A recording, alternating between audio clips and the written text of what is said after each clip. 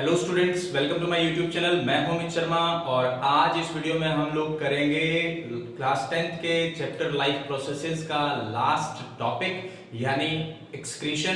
पिछली वीडियोस में हम लोगों ने बात की न्यूट्रिशन के बारे में, रेस्पिरेशन के बारे में, ट्रांसपोर्टेशन के बारे में और आज की वीडियो में एक्सक्रीशन के बारे में हम डिटेल से पढ़ेंगे।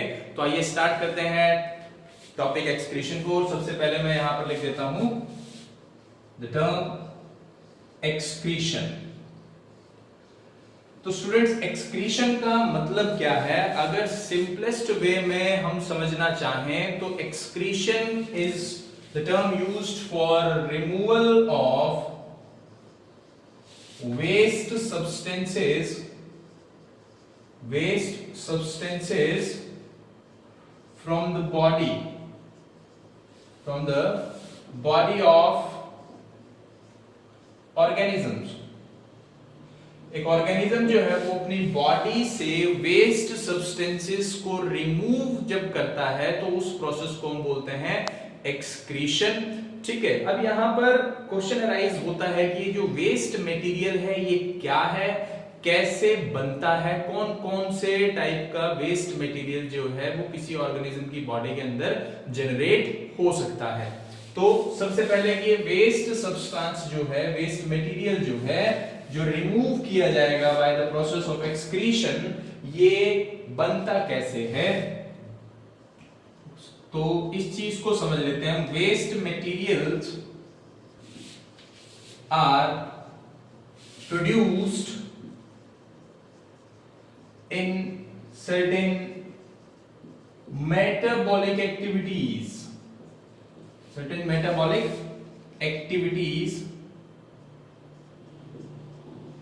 occurring inside organism's body। Organism की बॉडी के अंदर कुछ मेटाबॉलिक रिएक्शंस जो है, मेटाबॉलिक एक्टिविटीज जो है वो रन करती हैं और उन मेटाबॉलिक एक्टिविटीज में इस तरह के वेस्ट प्रोडक्ट जो है वो जनरेट हो सकते हैं।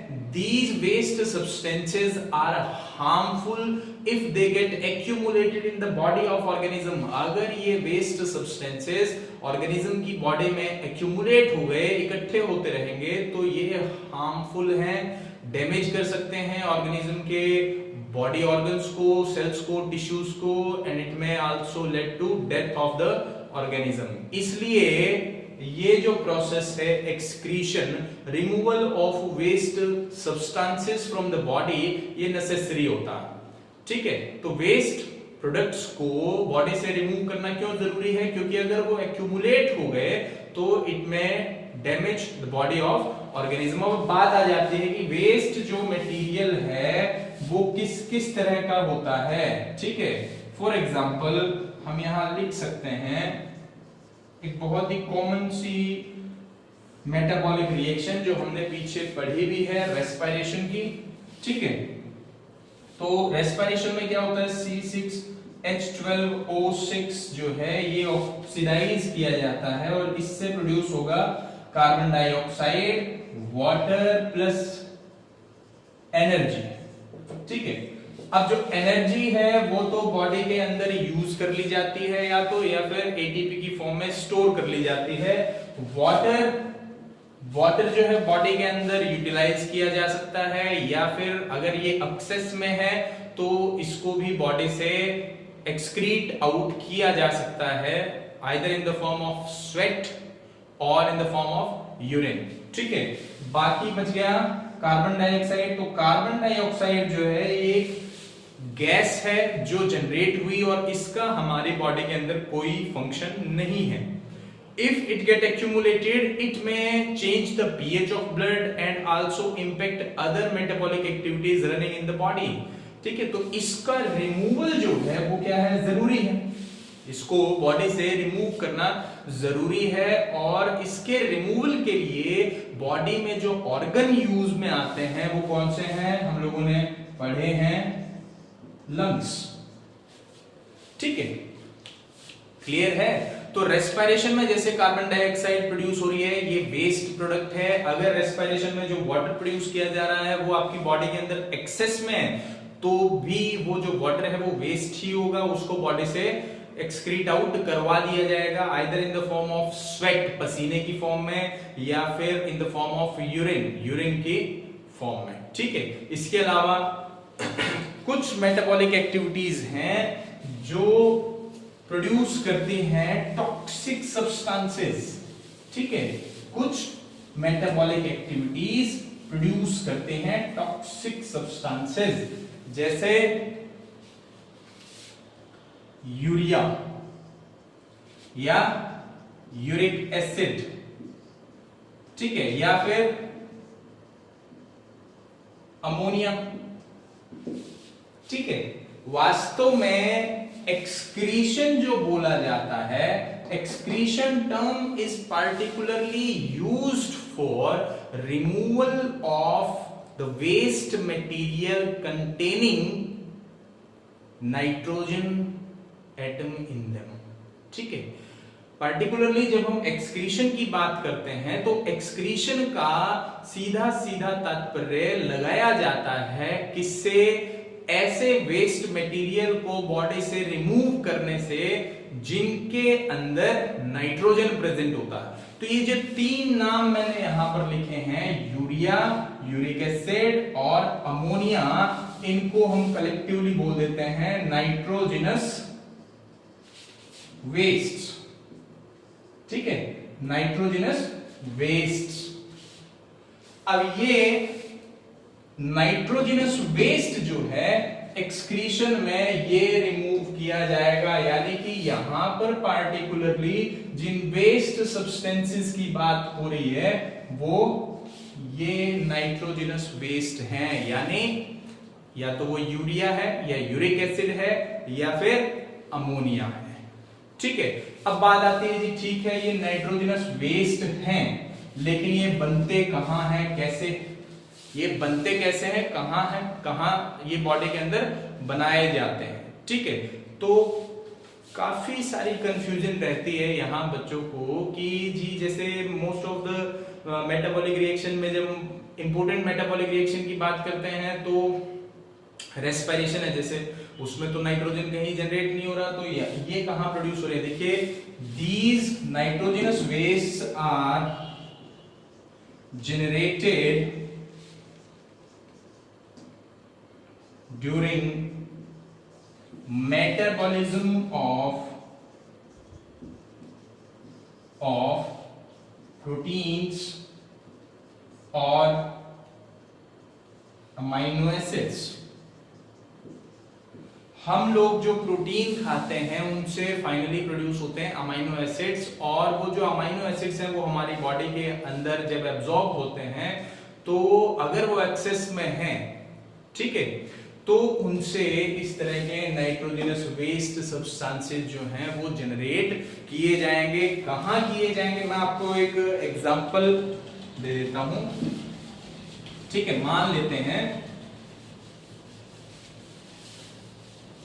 जो अमीनो एसिड है, ठीक है, अमीनो एसिड जैसे कि नाम से पता लग रहा है एमाइन ग्रुप प्रेजेंट है। अमीनो एसिड्स कंटेन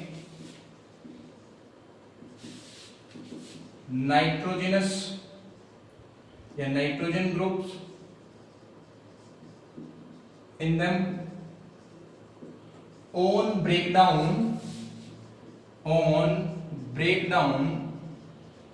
they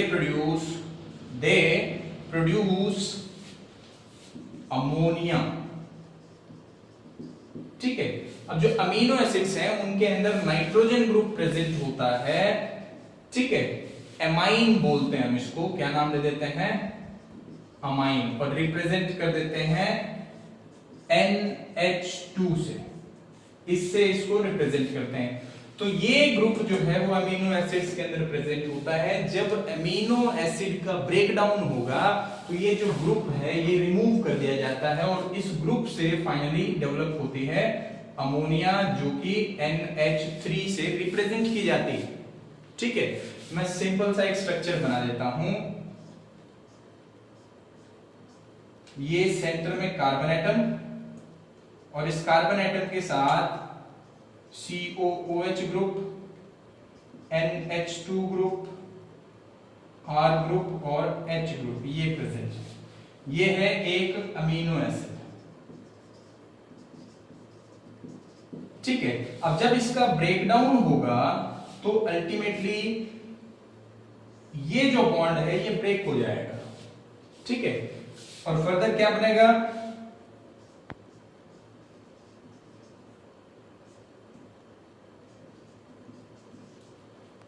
ये पार्ट सेपरेट हो गया।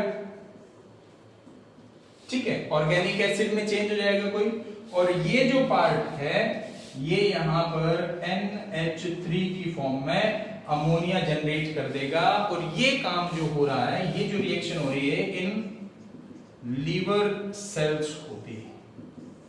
किसमें होती है, हमारे लीवर के सेल्स के अंदर ये रिएक्शन होती है। तो यहां से पॉइंट क्लियर होता है कि जो नाइट्रोजनस वेस्ट है वो मेटाबॉलिज्म ऑफ प्रोटीन या अमीनो एसिड से जनरेट होता है, लीवर सेल्स के अंदर जनरेट किया जाता है। ये चीज अगर आप ध्यान रखना चाहें कि अमीनो एसिड में अमाइन ग्रुप सेपरेट करके फिर अमोनिया बनती है, ये चीज अगर ध्यान रखना चाहें तो रख सकते हैं, वरना कोई जरूरत नहीं है इसकी। ठीक है, अब हम बात करते हैं कि जो हम लोगों ने नाइट्रोजनस वेस्ट पढ़े वो 3 नाम हमने लिखे थे यहां। क्या था, 3 तरह के नाइट्रोजनस वेस्ट हम लोगों ने यहां पढ़े। तो क्या अलग अलग तरह के ऑर्गेनिज्म के अंदर अलग अलग तरह का नाइट्रोजनस वेस्ट जनरेट होता है। ठीक है, यानी कि कौन सा ऑर्गेनिज्म किस तरह का नाइट्रोजनस वेस्ट जो है वो एक्सक्रीट आउट करेगा, या सभी ऑर्गेनिज्म सभी तरह के जो ऑर्गेनिज्म है वो एक ही तरह का करते हैं, या अलग अलग तरह का नाइट्रोजनस वेस्ट एक्सक्रीट आउट करते हैं, वो देखिए। सबसे पहले हम यहां पर लिख देते हैं अमोनिया। ठीक है, अब जो ऑर्गेनिज्म, देखिए सबसे पहली बात तो ये कि जो ऑर्गेनिज्म हैं according to their habitat, according to their habits, उनकी हैबिटेट क्या है, हैबिट्स क्या है, क्या उनका लिविंग बिहेवियर रहता है, किस तरह से उनकी बॉडी जो है वो फंक्शनिंग शो करती है, तो उसके बेसिस पर जो ऑर्गेनिजम्स हैं वो अलग अलग तरह के मेटाबॉलिक वेस्ट जो है वो जनरेट करते हैं, नाइट्रोजनस वेस्ट जो है वो जनरेट करते हैं। तो सबसे पहला जो वेस्ट जनरेट होता है वो है अमोनिया, और अमोनिया को एक्सक्रीट आउट करना बोला जाता है अमोनोटेलिज्म, मींस एक्सक्रीशन या एक्सक्रीटिंग आउट, सीधा सा आप लिख सकते हैं excretion of ammonia as waste. ठीक है, अमोनोटेलिज्म का मतलब process of excretion in which ammonia is excreted as waste. दूसरा यूरिया, इसको हम नाम देते हैं यूरियोटेलिज्म। ठीक है, और यहां पर हम लिख देते हैं excretion of urea as waste material. ठीक है, तीसरा है यूरिक एसिड, इसको हम नाम दे देते हैं यूरिकोटेलिज्म, और यहां हम लिख देते हैं excretion of uric acid as waste material. ये 3 मेन तरह के नाइट्रोजनस वेस्ट हैं। अब देखिए सबसे पहले बनता क्या है, अमोनिया बनता है। ये किस तरह के ऑर्गेनिजम्स में एक्सक्रीट आउट किया जाएगा, ये चीज ध्यान रखनी। मैं एग्जांपल लिख देता हूं, फिर आपको बड़े आसानी से समझ में आ जाएगा। ये जो अमोनिया है ये एक्सक्रीट आउट किया जाएगा इन फिशेस। ठीक है, फिशेस के अंदर अगर हम देखें तो फिशेस जो हैं वो अमोनिया को एक्सक्रीट आउट करते हैं। अमोनिया जो है हाईली टॉक्सिक केमिकल होता है, ठीक है, पॉइजनस है ये। अगर बॉडी के अंदर अगर जनरेट होता है तो ये सेल्स को किल कर सकता है, ठीक है। तो बॉडी के अंदर डेफिनेटली जनरेट हो रहा है, ठीक है, तो वहां पर इसके इंपैक्ट को, बॉडी के ऊपर इसके इफेक्ट को रिड्यूस करने के लिए इसे हाईली डाइल्यूटेड कंडीशन में मेंटेन करना पड़ता है, हाईली डाइल्यूटेड कंडीशन में। उसके लिए क्या चाहिए? बहुत सारा पानी, ठीक है। तो जो ऑर्गेनिज्म अमोनिया एक्सक्रीट आउट करेंगे वो अमोनिया को बॉडी में टेम्परेरी स्टोर करने के लिए और फिर उसको एक्सक्रीट आउट करने के लिए ह्यूज अमाउंट ऑफ वाटर भी रिक्वायर्ड करेंगे, ठीक है। तो ऐसे ऑर्गेनिजम्स जिनके पास वाटर की कोई कमी नहीं होती है, ठीक है, जिनके पास वाटर की कोई कमी नहीं होती है, वो काफी ज्यादा अमाउंट ऑफ वाटर बॉडी से एक्सक्रीट आउट कर सकते हैं, तो उनके अंदर एक्सक्रीट आउट होती है अमोनिया। जैसे कि फिशेस, खास तौर पर बोनी फिशेस, ठीक है, बोनी फिशेस, ठीक है। लेकिन फिर बात आ जाती है जी, हर ऑर्गेनिज्म तो पानी के अंदर नहीं रहता। कुछ ऑर्गेनिज्म जैसे हम हैं, हमारी बॉडी के अंदर वाटर जो है वो एक इंपॉर्टेंट कंपोनेंट है। 70% ऑफ द बॉडी वॉल्यूम जो है, बॉडी वेट जो है वो वाटर है, ठीक है। तो हम तो इतना ज्यादा पानी जो है वो एक्सक्रीट आउट नहीं कर सकते, तो हमें क्या करना पड़ता है कि जो अमोनिया जनरेट हुई इसको लेस टॉक्सिक फॉर्म में चेंज करना पड़ता है, ठीक है। जो अमोनिया हमारे लीवर सेल्स में प्रोड्यूस हुई उसे कम टॉक्सिक फॉर्म में चेंज करना पड़ेगा, और वो जो कम टॉक्सिक फॉर्म है वो क्या है? यूरिया। जो अमोनिया है, दो मॉलिक्यूल अमोनिया के एक कार्बन डाइऑक्साइड के साथ रिएक्ट करेंगे और बना लेंगे यूरिया, ठीक है। तो हम जो हैं, हम एग्जाम्पल हैं यूरियोटेलिज्म का। यहां पर मैं एग्जाम्पल लिख देता हूं, मैमल्स इंक्लूडिंग ह्यूमंस, ठीक है। अब क्या है, हमारी बॉडी में या मैमल्स जो हैं वो कुछ अमाउंट ऑफ वाटर जो है वो वेस्ट कर सकते हैं to excrete out the nitrogenous waste, ठीक है। इसलिए वो लेस टॉक्सिक फॉर्म यानी कि यूरिया को एक्सक्रीट आउट करते हैं। लेकिन फिर कुछ ऐसे ऑर्गेनिज्म हैं जो अपनी बॉडी से बिल्कुल भी वाटर एक्सक्रीट आउट नहीं कर सकते हैं, बॉडी से वाटर को एलिमिनेट नहीं करना चाहते हैं, क्योंकि वाटर बहुत क्रूशियल है उनके लिए। तो फिर क्या किया जाता है, तो जो अमोनिया है it finally get converted into uric acid, ठीक है। उन ऑर्गेनिजम्स में जैसे बर्ड्स हैं, ठीक है, या रेप्टाइल्स हैं, यहां पे मैं लिख देता हूं एग्जांपल, बर्ड्स एंड रेप्टाइल्स, ठीक है।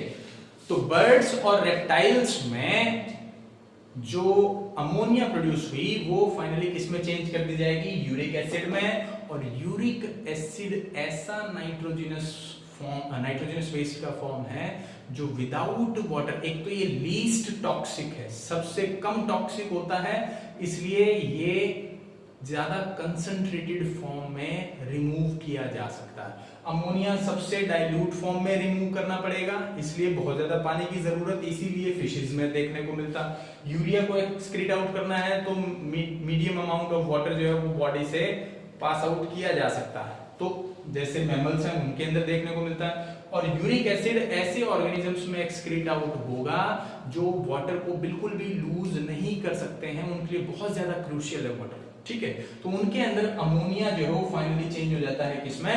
यूरिक एसिड के अंदर। और uric acid almost solid form है, ऑलमोस्ट सॉलिड फॉर्म में बॉडी से एक्सक्रीट आउट किया जा सकता है, ठीक है।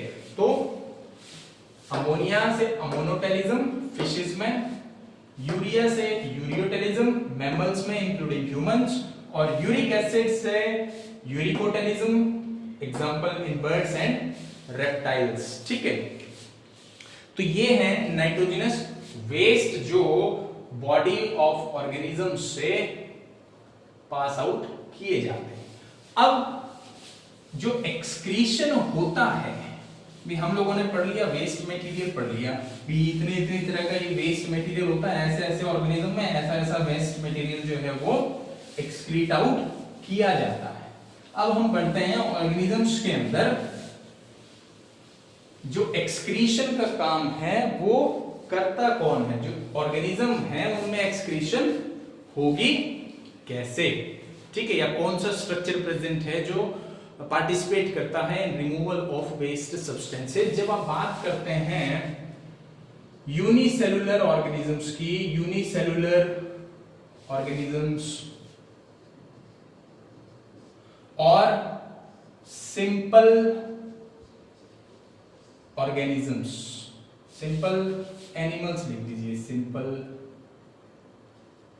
Animals, simple animals like poriferans है या हाइड्रा है, उनके अंदर इनके अंदर क्या होगा, the waste material is excreted out from their body surface through the process of again diffusion, ठीक है, क्योंकि एक सेल है यूनिसेलुलर ऑर्गेनिज्म की बॉडी के अंदर, तो इसके अंदर जो भी वेस्ट मटेरियल जनरेट होगा वो मेम्ब्रेन तक लाया जाएगा और यहां से डिफ्यूज आउट करवा दिया जाएगा, ठीक है। दूसरे सिंपल बॉडीड ऑर्गेनिजम्स हैं जैसे हाइड्रा, ठीक है। अब हाइड्रा की जो बॉडी है इसमें वॉल में जो सेल्स प्रेजेंट होते हैं, ठीक है, जो हाइड्रा की बॉडी वॉल है उसमें दो लेयर हैं, सेलुलर लेयर प्रेजेंट होती है और हर सेल जो है वो आउटर एनवायरनमेंट के कांटेक्ट में, डायरेक्ट कांटेक्ट में है, तो हर सेल जो है वो मटेरियल का एक्सचेंज कर सकता है, यानी कि वो डायरेक्टली, हर सेल डायरेक्टली अपना वेस्ट मटेरियल आउटर एनवायरनमेंट में डिफ्यूज आउट कर सकता है, ठीक है। तो यूनिसेलुलर ऑर्गेनिज्म में और सिंपल एनिमल्स के अंदर, ठीक है, यूनिसेलुलर ऑर्गेनिजम्स में और सिंपल बॉडीड एनिमल्स के अंदर जो वेस्ट मटेरियल है वो डायरेक्टली जो आउटर एनवायरनमेंट है उसमें रिलीज कर दिया जाता है by the process of diffusion. लेकिन जब आप बात करते हो कॉम्प्लेक्स एनिमल्स की, कॉम्प्लेक्स ऑर्गेनिजम्स की, जिनकी बॉडी में ट्रिलियंस ऑफ सेल्स प्रेजेंट है, ट्रिलियंस ऑफ सेल्स प्रेजेंट है जिनकी बॉडी के अंदर, उनमें एक्सक्रीशन कैसे होगा, क्योंकि उनकी बॉडी का हर सेल आउटर एनवायरनमेंट के कांटेक्ट में नहीं है। तो इस तरह के एनिमल्स के अंदर प्रेजेंट होते हैं स्पेशल एक्सक्रीटरी ऑर्गन्स, ठीक है। हम लोग पढ़ेंगे ह्यूमन एक्सक्रीटरी सिस्टम को। तो इन ह्यूमंस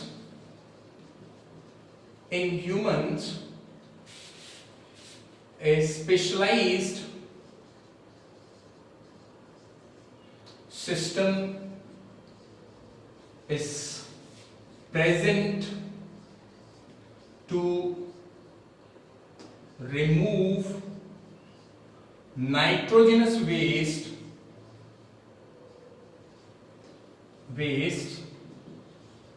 from body, ठीक है। दिस स्ट्रक्चर या दिस सिस्टम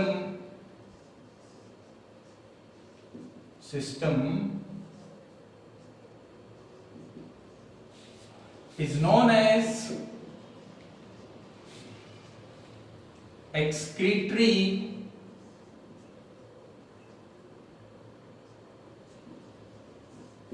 सिस्टम। इसको क्या बोला जाता है, excretory system.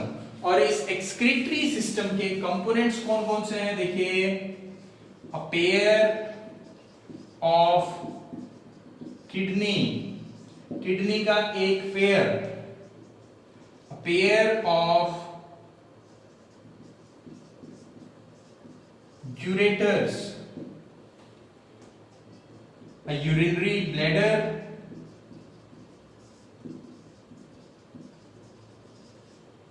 and a urethra.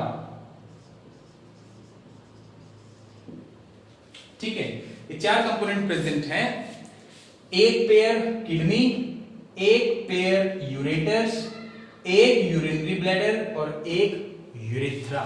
ठीक है, अगर हम एक्सक्रीटरी सिस्टम को का डायग्राम देखें तो कुछ इस तरह का डायग्राम हमें देखने को मिलेगा।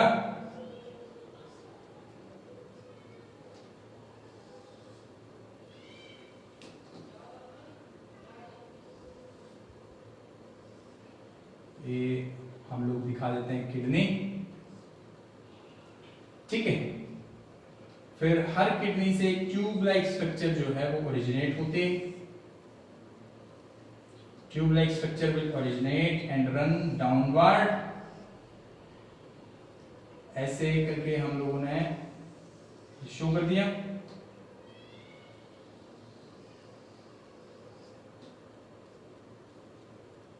ठीक है, और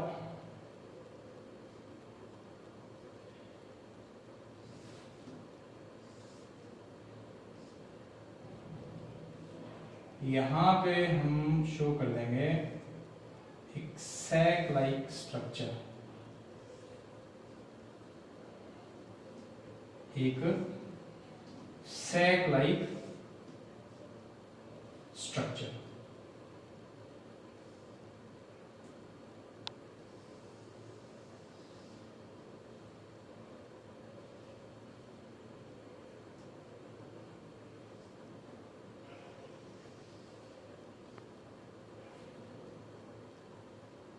इस तरह से हम लोगों ने यहां ड्रॉ कर दिया।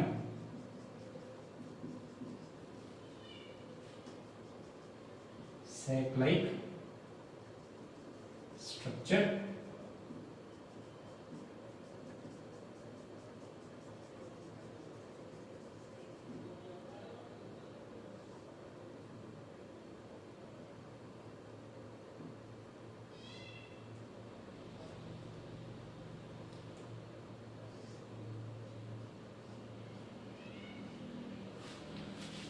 ये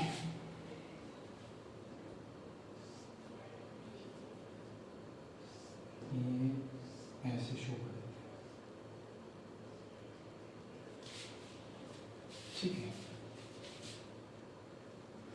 और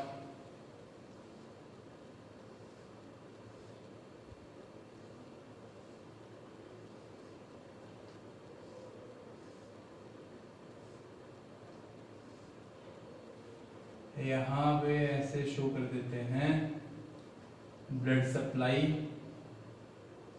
जो हो रही है इनको।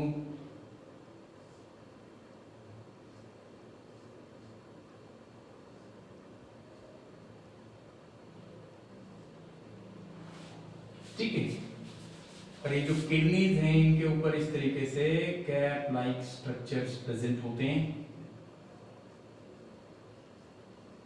ये हो गई इस किडनी के ऊपर और ये हो गई इस किडनी के ऊपर। ठीक है, ये होता है ह्यूमन एक्सक्रीटरी सिस्टम। ठीक है, ब्लैडर का साइज थोड़ा बड़ा बन गया है। ठीक है, इसको ठीक कर लीजिएगा, थोड़ा सही साइज का बनाना है इसको। ठीक है, तो एक पेयर किडनी हम लोगों ने बोला, तो फर्स्ट पार्ट ये रहा, एक पेयर किडनी। ठीक है, फिर हमने बोला एक पेयर यूरेटर, तो दूसरा पार्ट ये है यूरेटर, एक ये रहा, तो एक पेयर। ठीक है, उसके बाद एक यूरिनरी ब्लैडर, तो थर्ड पार्ट ये रहा यूरिनरी ब्लैडर, और फोर्थ पार्ट यूरेथ्रा। तो ये जो ट्यूब लाइक स्ट्रक्चर दिख रही है ये होती है यूरेथ्रा। मैं यहां पर सभी के नाम लिख देता हूं। ये है यूरिनरी ब्लैडर, ये है यूरेटर्स, ये है किडनी। किडनी के ऊपर ये जो आपको दो कैप दिखा रखे हैं इनको हम बोलते हैं एड्रेनल ग्लैंड। ठीक है, ये बीच में ये जो दिखा रखे हैं ये रेनल आर्टरी और रेनल वेन। रेनल आर्टरी और रेनल वेन का मतलब जो ब्लड सर्कुलेट करवाती हैं किडनी तक और किडनी से वापस हार्ट तक, ठीक है। तो ये ह्यूमन एक्सक्रीटरी सिस्टम के 4 कंपोनेंट है। अब इनको एक एक करके मैं थोड़ा सा एक्सप्लेन कर देता हूं। सबसे पहले हम बात करते हैं किसकी, किडनी की, ठीक है। तो किडनी क्या है, किडनी जो है वो रेडिश ब्राउन कलर का, किडनी क्या है,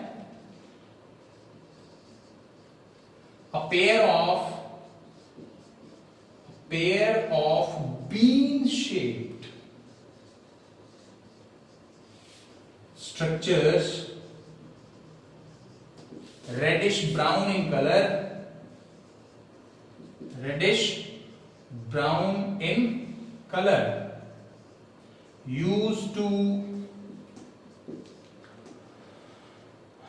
separate out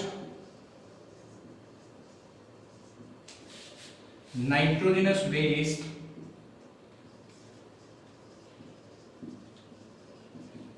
from blood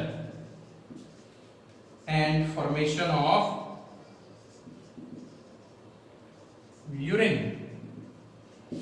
देखिए किडनी क्या है, किडनी एक पेयर बीन राजमा की शेप की स्ट्रक्चर होती हैं जिनका कलर रेडिश ब्राउन होता है, बिल्कुल राजमा की ही तरह का कलर होता है। और इसका काम क्या है, ये नाइट्रोजनस वेस्ट को सेपरेट करती है ब्लड से और साथ ही साथ फॉर्मेशन ऑफ यूरिन, यूरिन की फॉर्मेशन में पार्टिसिपेट करती हैं। इनकी लोकेशन जो है वो in upper part of the abdominal cavity on back side, पीछे की तरफ, ठीक है। Present in anterior part of abdominal cavity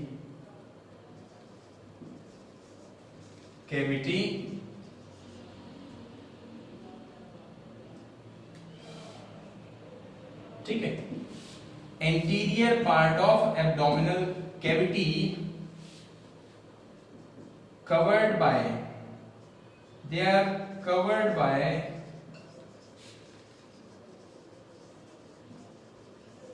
the last 2 pairs of ribs।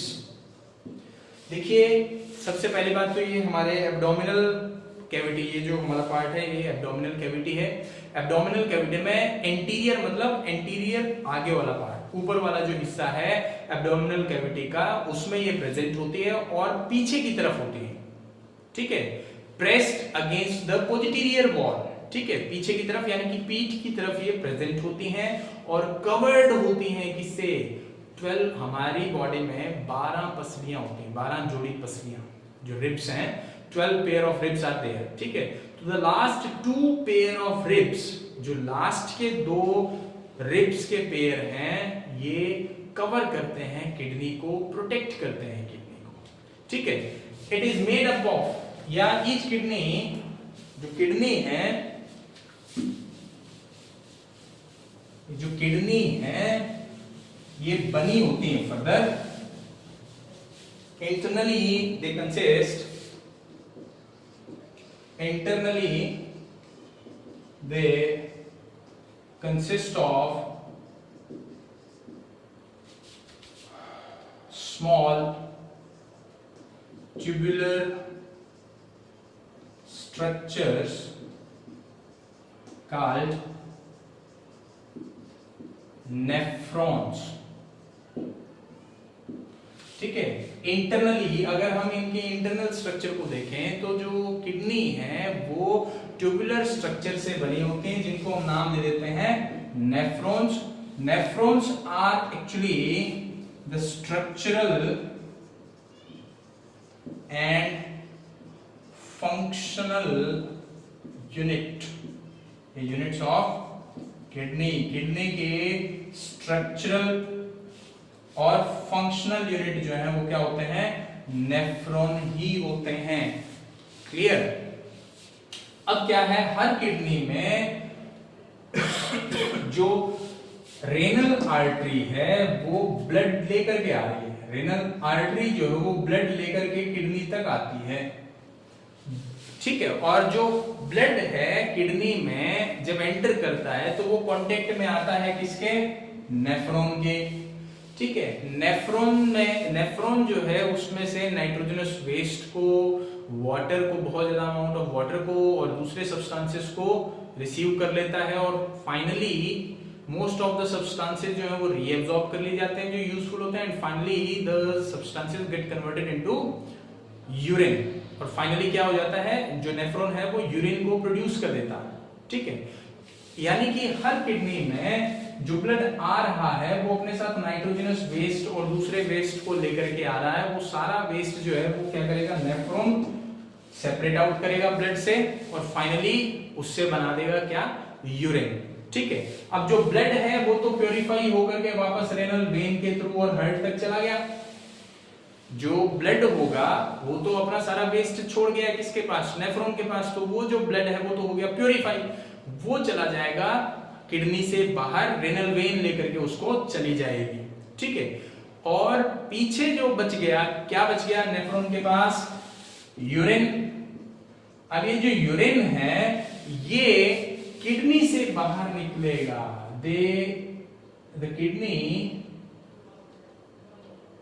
Kidney है वहां से जो यूरिन है वो किडनी से बाहर निकलेगा और कहां ट्रांसपोर्ट किया जाएगा, into urinary bladder for temporary storage.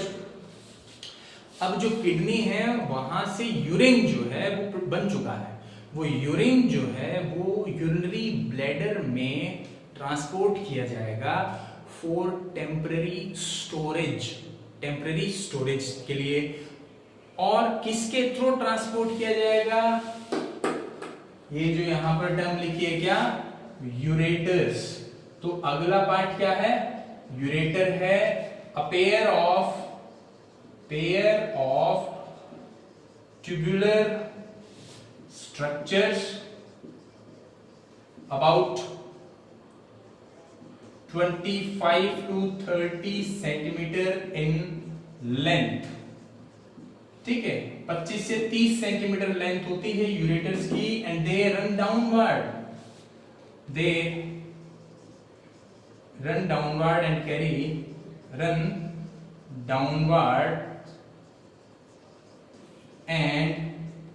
Carry urine to urinary bladder, ठीक है। जो यूरेटर है, हर किडनी से एक ट्यूबुलर स्ट्रक्चर जो है वो डेवलप होती है और डाउनवर्ड मूव करती है। हर किडनी से एक ट्यूबुलर स्ट्रक्चर जो है वो ओरिजिनेट करेगी और डाउनवर्ड नीचे की तरफ मूव करेगी।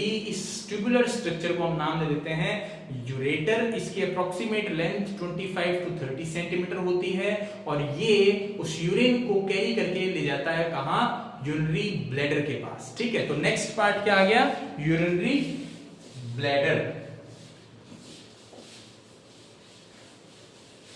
ठीक है। Next part is urinary bladder. Urinary bladder, it is thick-walled, highly muscular, bag-like structure, generally or used to store urine temporarily, ठीक है। ये जो यूरिनरी ब्लैडर है ये थिक वॉल्ड होता है, मस्कुलर होता है और इसकी जो वॉल होती है वो डिस्टेंसिबल होती है, यानी कि वो रिलैक्स कर सकती है, फैल सकती है, कॉन्ट्रैक्ट कर सकती है, फैल सकती है, कॉन्ट्रैक्ट कर सकती है।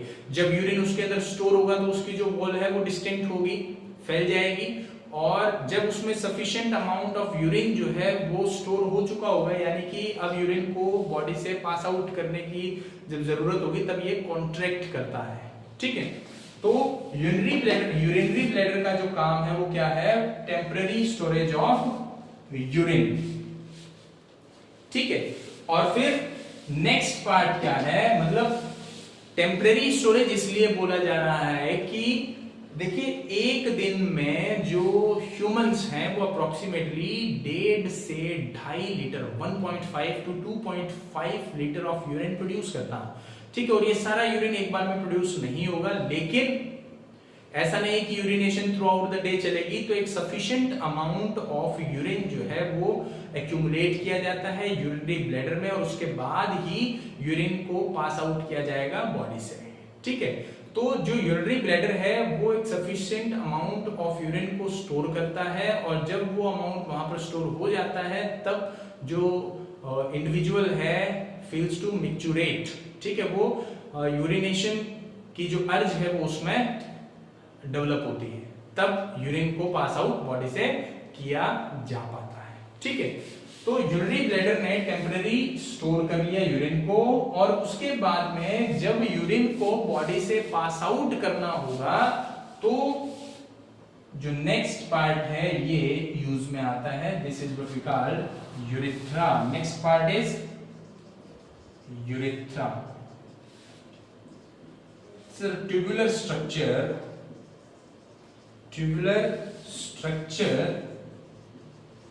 used to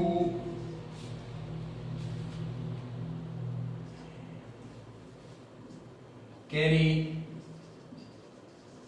urine from urinary bladder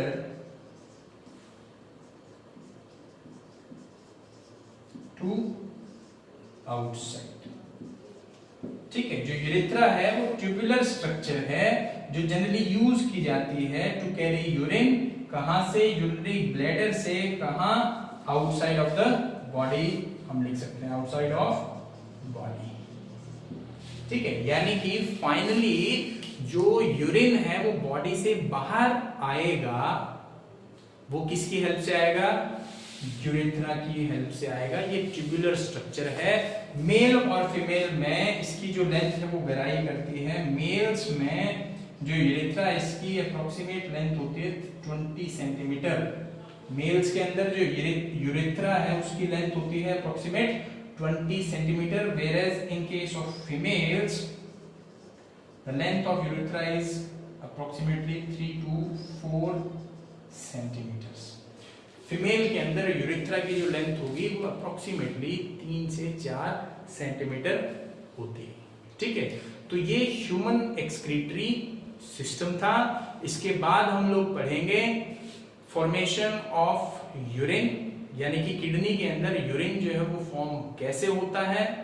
ठीक है, और प्लांट्स के अंदर एक्सक्रीशन किस तरीके से होती है अपनी नेक्स्ट वीडियो में। तो आज इस वीडियो में इतना ही।